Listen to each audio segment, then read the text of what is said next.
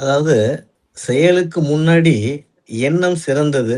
அந்த விஷயத்துல முதல்வர் விஜய் அவர்கள் இந்த கரப்ஷன் அப்படிங்கிற விஷயத்த எதிர்த்து ஒரு பெரிய ஃபைட் பண்றாரு. அதுக்கு நம்மளுடைய வாழ்த்துக்கள நான் தெரிவிக்கிறேன்.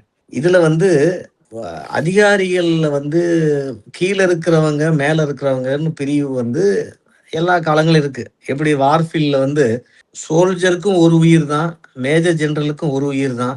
ஆனா எடுத்தோனே வார்ஃபீல்ட்ல ஃப்ரண்ட்ல இருக்கிறவன் சோல்ஜர் தான். ஸோ அவனுக்கு காயம் அதிகம் இருக்கும். அதுக்காக மேஜர் ஜெனரல் தப்பிச்சுக்க முடியாது. அவரும் அதுல பாதிக்கப்படுவார். இன்ஃபாக்ட் அவருடைய ஸ்ட்ரென்த்ல தான் அவன் சண்டை போடுவான். அவரு தப்பான ஆளு. உங்களுக்கு தெரியும் இந்தியாவுல பலவிதமான விஷயங்கள் இருக்கு.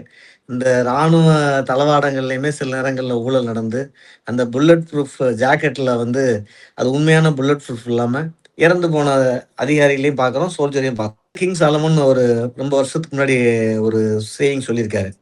அதாவது இந்த சட்டம்ங்கிறது ஒரு ஃபிஷிங் நெட்டு. அதுல சின்ன மீன் மட்டும் தான் மாட்டிக்கும், பெரிய மீன் எஸ்கேப் ஆயிடும்ன்ட்டு. ஸோ இது ஒண்ணும் இந்தியாவுக்காகவோ, தமிழ்நாட்டுக்காகவோ உருவாக்கப்பட்ட ஒரு சூழ்நிலை இல்ல. ஏன்னா, இந்த லோயர் லெவல்ல இருக்கிற அரசாங்கத்துல இருக்கவங்களோட விசிபிலிட்டி ஜாஸ்தி. ஸோ நெறைய ஆக்டிவிட்டீஸ் அவங்க பண்ணும்பொழுது, நெறைய நியூஸ் ஐட்டம் பேப்பர்ல வந்துட்டு இருக்கும். ஸோ அதனால டக்கு டக்குன்னு அது ஏதோ அவங்க பாதிக்கப்படுற மாரியும், மேல இருக்கவங்க பாதிக்கப்படாத மாரி இருக்கும். அதாவது லஞ்சத்துல தலையிடாத மாரி இருக்கும். அப்படி கிடையாது. என்னைய பொறுத்தமட்டுல எல்லார் அளவுலயும் இன்னைக்கு நம்ம கடந்த ஒரு 15 வருஷமா பார்க்குறோம். எல்லா அளவுலயுமே இந்த லஞ்சத்துக்கு எதிரான விஷயங்கள் அவேர்னஸ் இருக்கு. எல்லா அதிகாரிகளும் மாட்றாங்க. ஒரு சீனியர் மோஸ்ட் ஐஏஎஸ், செக்ரட்டரி மாட்றாங்க. ஆனா, மேபி பெர்சன்டேஜ்ல சின்ன சின்ன வித்தியாசம் இருக்கலாம். ஆனா நான் என்ன புரிஞ்சுக்கிறேன் அப்படின்னா, விஜய் அவர்கள் இத பண்றாரு அப்படின்னா, ஒரு விஷயத்த பண்றதுக்கு என்னென்ன நீங்க ரெடி பண்ணியிருக்கீங்க? சும்மா ஒரு ஸ்டேட்மெண்ட், ஒரு டயலாக் மட்டும் பத்தாது. அத சீரியஸா பண்றதுக்கான ஒரு முஸ்தீஃப்ன்னு சொல்றோம். ரெடி பண்ற ஐட்டம் என்ன? அப்படின்னு பார்த்தா, நான் இதுவரைக்கும் ஒண்ணும் பெருசா பார்க்கல. இப்ப இந்தியாவுல ஏதோ லஞ்சம் அப்படிங்கிறது கண்ட்ரோல் ஆகாத மாரி ஒரு இமேஜ் வச்சிருக்கீங்க. அது கிடையாது. நீங்க பாஸ்போர்ட் ஆஃபீஸ நான் ஒரு பெஸ்ட் எக்ஸாம்பிளா சொல்லுவேன். 2000க்கு முன்னாடி பாஸ்போர்ட் ஆஃபீஸ்ல நீங்க பணம் குடுக்காம பாஸ்போர்ட் வாங்க முடியாது. இது எல்லாராலும் ஒற்றுக்கொள்ளப்படுற உண்மை. இன்னைக்கு பாஸ்போர்ட்ல எதுவுமே கிடையாது. அந்த ப்ராசஸ எப்படி ஸ்ட்ரீம்லைன் பண்ணாங்க, அந்த ஸ்ட்ரீம்லைன்ல இன்னைக்கு நடுவுல நீங்க பாஸ்போர்ட் ஆஃபீஸ் சுத்தி ஒரு 25 சின்ன சின்ன எஸ்டிடி பூத் ஆஃபீஸ் மாரி இருக்கும். இன்னைக்கு நீங்க எங்கேயாவது பார்க்க முடியுதா?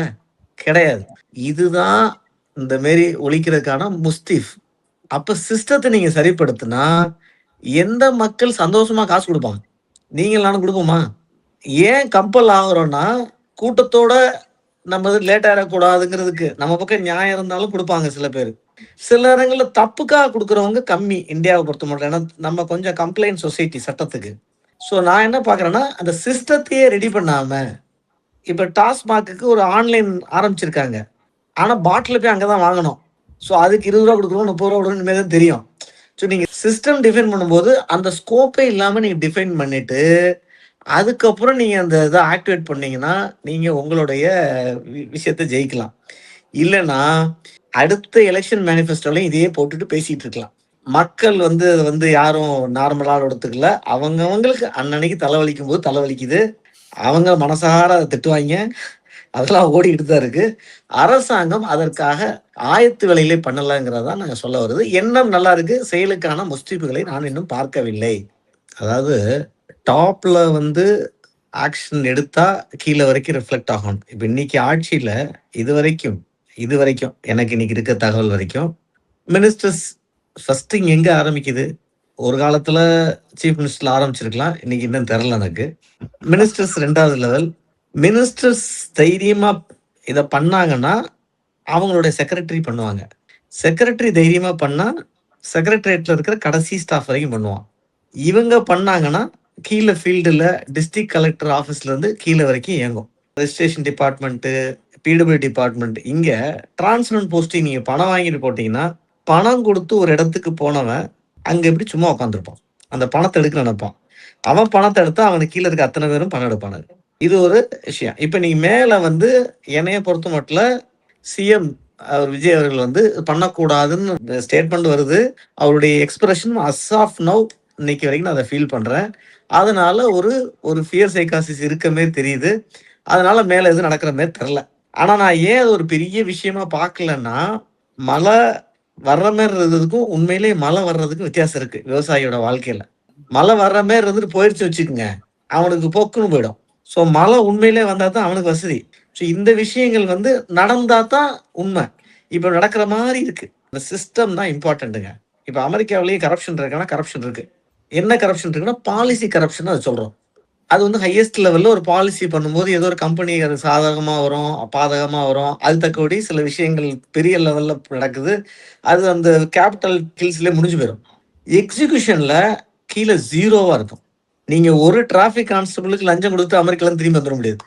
ஸோ இங்க எக்ஸிகியூஷன் கரப்ஷன் ஹையஸ்ட்டா இருக்கு. அதுலயும் எப்படி இருக்குன்னா, நீங்க தப்பு பண்ணாத போதும் குடுக்க வேண்டியிருக்கு. இப்போ ஒரு ஒரு வேலைக்கு நீங்க போறீங்க அப்படின்னா, அவருக்கு ஆஃபீஸ்ல போனீங்கன்னா, எல்லா ஆஃபீஸ்லயும் லஞ்சம் வாங்குவது குற்றம், குடுப்பது குற்றம்லாம் போர்டு வச்சிருப்பாங்க. கீழ இருந்து விஜிலன்ஸ் உடைய நம்பர்ஸ்லாம் குடுத்துருப்பாங்க. நான் ஒரு வேலைக்கு ஒருத்தர பார்க்குறேன். அவருக்கு மேல இருக்க எல்லாரும் உயர் அதிகாரி தான். எனக்கு கண்ணுக்கு தெரியாது. ஆனா அவர் சொல்றாரு சார்ன்னு இவங்க சொல்லிட்டு இருப்பாங்க. அவரெல்லாம் உயர் அதிகாரி தான். ஒரு ரெவென்யூ அசிஸ்டன்ட்க்கு தாசில்தார் உயர் அதிகாரி. அந்த ஒரு பர்ட்டிகுலர் ஆஃபீஸர போய் பார்க்குறாருன்னா, அவருக்கு மேல ஒரு போர்டு இருக்கணும். என்ன மாரி போர்டு இருக்கணும்னா, இந்த போஸ்ட்டுக்கு மேல இப்ப நாங்க அப்பீல்ல போடுவோம். லால போடுவாங்க. ஒரு ஆர்டர் வருதுன்னா, அந்த அப்பீல் ஆர்டர்ல கடைசியில ஒரு லைன் வரும். இதுக்கு அப்பீல் இங்க ஃபைல் செய்யணும். இந்த ஆர்டருக்கு ஒண்ணும் நீங்க ஒத்துக்கலன்னா, மேல போய் ஃபைல் பண்ணுங்கன்னு சொல்லுவாங்க. அது மாதிரி இந்த விஜிலன்ஸ் டிபார்ட்மெண்ட்ன்னு போடாம, அது போடுறத போட்டுக்கங்க ஃப்ரண்ட்ல. இவருக்கு மேல கம்ப்ளைண்ட் பண்றதுக்கு உயர் அதிகாரி இவரு அப்படின்னு ஒரு இது போட்டுட்டீங்கன்னா, இப்ப சப் ரிஜிஸ்ட்ராருக்கு மேல டெப்டி ரிஜிஸ்ட்ரார் அவர் இங்க உட்கார்ந்திருக்காரு. அவர் அட்ரஸ் என்ன? ஃபோன் நம்பர் என்ன? அட்ரஸ் குடுக்கணும். ஏன்னா ஃபோன் நம்பர் பாதி நேரம் எடுக்காது எந்த ஃபோன் காலும். நீங்களே டயர்ட் ஆயிருவீங்க. ஃபோன் அடிச்சு. அப்ப நீங்க அட்ரஸ்ல போய் அவர் பார்க்குற மாரியான சூழ்நிலைய குடுக்கணும். இப்ப அவர்ட்ட போய் பார்க்குறோம். அவரும் அடுத்த லெவல்ல பேசுறாருன்னு வச்சுக்கங்க. அவருக்கு மேல ஒரு போர்டு இருக்கணும். டெப்டி ரிஜிஸ்ட்ராருக்கு மேல டிஐஜி ரிஜிஸ்ட்ரேஷன் அவர் இங்க உட்கார்ந்திருக்காரு.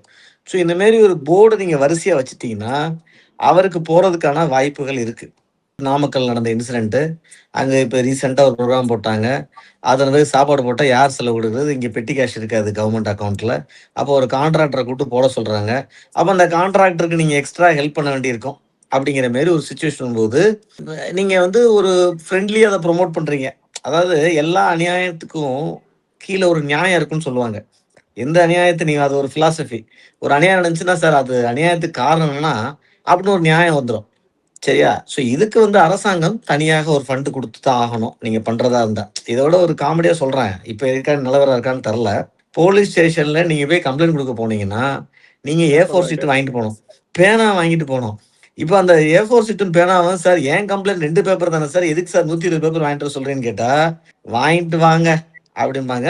கொஞ்சம் பெரிய ஆளா இருந்தா. வாங்கிட்டு வாயாம்பாங்க. நீங்க சின்ன ஆளா இருந்தா. இத வந்து நியாயமா சொல்ல முடியாது. அவங்க கேட்டா எனக்கு ஸ்டேஷனரி வரலன்னு சொல்லுவாங்க. இத ஒரு நியாயமா நம்ம உட்படுத்த முடியாது. 2வது அடுத்த லெவல் இருக்கு பாருங்க. ஒருத்தர் தப்பு பண்ணாருன்னா, அவருக்கு மேல இருக்க அத்தன பேரையும் இன்வால்வ் பண்ண முடியுமான்னா, அதுக்கு பேர் சூப்பர்வைசரி லேப்ஸ்ன்னு சொல்றோம்.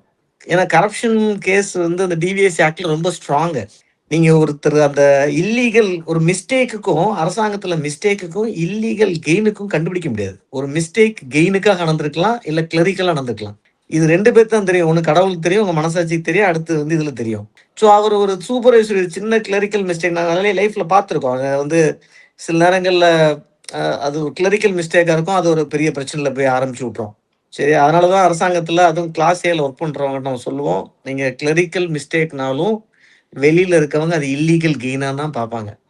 செயின்ல இருக்கிறாங்க. அதாவது செயின் கரப்ஷன்றோம்.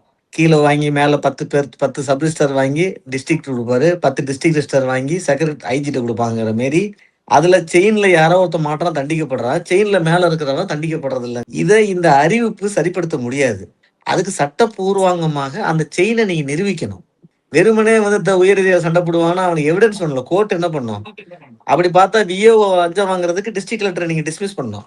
விஏஓ வாங்குறது போகலாம் டிஸ்ட்ரிக்ட் கலெக்டருக்கு. ஆனா 5 லேயர் இருக்கு. VAO, revenue assistant, tahsildar, deputy tahsildar, RTO, DRO இத்தன லேயர் இருக்கு. சரி, மேல இருந்து சப்போர்ட் வந்துச்சுன்னா, கீழ ஒருத்தர் நேர்மையா இருக்கிறது எளிது. மேல சப்போர்ட் இல்லன்னா, கீழ இருக்கிறது எளிதில்ல. ரொம்ப கஷ்டப்படணும். ஆனா அதுக்கு பத்மஸ்ரீ விருதுலாம் குடுக்க மாட்டாங்க. சரியா? அத வெளியில சொன்னாலும் அது ஒரு விஷயம் இல்ல. ஏன்னா அது நீ தினமும் குளிச்சுட்டு வந்தாங்கன்னு சொல்ற மாரி அது. அதுல என்னப்பா இருக்குன்னு பேசிட்டு போயிருவான். ஆனா மேல ஒருத்தங்க ஸ்ட்ராங்கா இருக்கு, சட்டம் ஸ்ட்ராங்கா இருக்கு, சிஎம் ஸ்ட்ராங்கா இருக்காரு அப்படின்னா, அது எளிது அவங்களுக்கு. அவங்க எத வேணாலும் கடக்க முடியும். ஆனா இன்னைக்கு இந்த வெறும் வார்த்தை ஜாலம், இந்த செயின் எல்லாம் பிரேக் பண்ணாது. நீங்க ஒரு செயின நீங்க அண்டர்ஸ்டாண்ட் பண்ணியிருக்கீங்க. அந்த செயின் எல்லாம் அது பிரேக் பண்ணாது. அதுக்கு நீங்க சிஸ்டத்த ஸ்ட்ராங் பண்ணணும். அந்த செயின நீங்க உடைக்கணும். சிஸ்டத்த வச்சு தான் உடைக்க முடியும் அப்படிங்கிறது தான் என்னுடைய கருத்து. அது உடையும். இந்தியால உடையும். நீங்க அதுக்கு ஒரு எக்ஸாம்பிள் பாஸ்போர்ட் ஆஃபிஸ். எப்படி கடந்த ஒரு 15 வருஷத்துல சென்ட்ரல் கவர்ன்மெண்ட் அத பியூட்டிஃபுல்லா பண்ணியிருக்காங்க. இந்தியா முழுக்க. இங்க மட்டும் இல்ல. யுபில பண்ணிட்டாங்க. பீகார்ல பண்ணிட்டாங்க. இத விட என்ன வேணும்? அந்த சிஸ்டத்தையே உடைக்க முடியும்னா, நீங்க எந்த சிஸ்டத்த வேணா உடைக்கலாம். ஆனா அதுக்கு அரசாங்கம் தயாரா? மக்கள் இப்ப தயாரா இருக்காங்க. வெறும் வார்த்தை ஜாலம் இல்ல. சிஸ்டமா அத கொண்டு போணும். அதான் ஜெயிக்கும்.